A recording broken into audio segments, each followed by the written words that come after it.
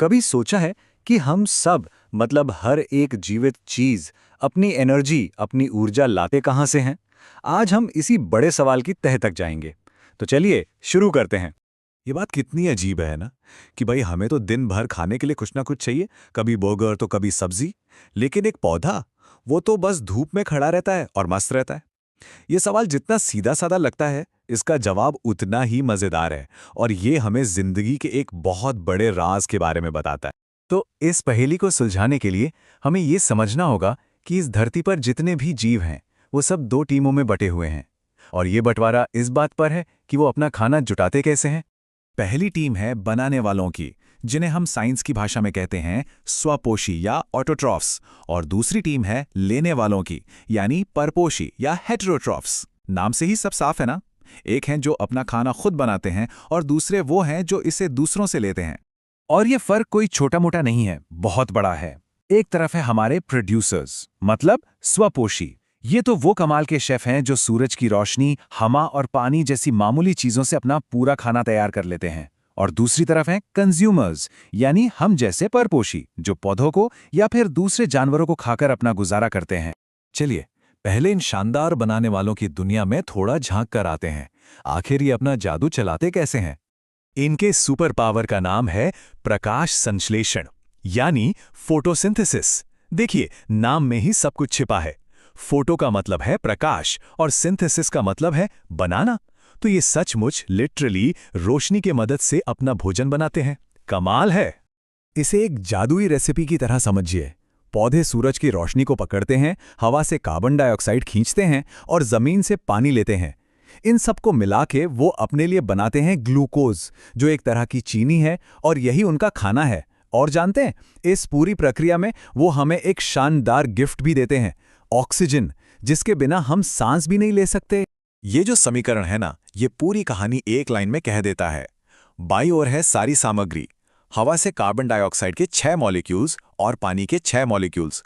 सूरज की रोशनी की एनर्जी से ये बदल जाते हैं ग्लूकोज में, जो पौधे का खाना है, और ऑक्सीजन के 6 मॉलिक्यूल में, जो हमारे लिए जिंदगी है। ठीक है, तो पौधे तो सूरज की धूप से अपना लंच बना रहे हैं, पर हमारा क्या? चलिए अब लेने वालों की बात करते हैं, मतलब हम इंसानों की।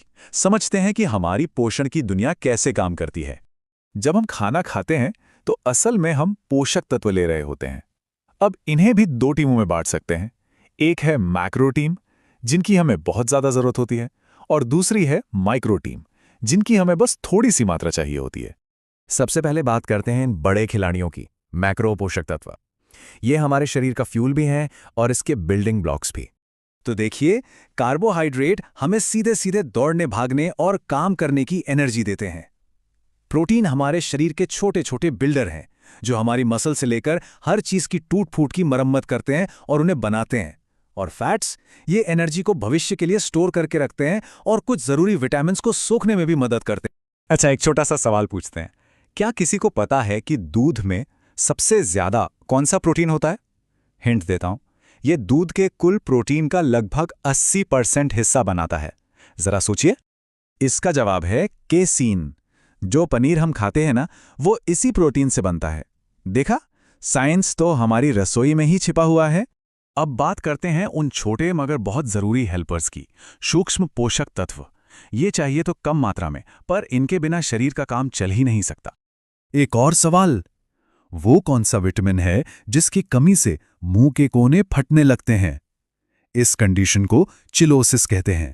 ये होता है विटामिन B2 यानी राइबोफ्लेविन की कमी से।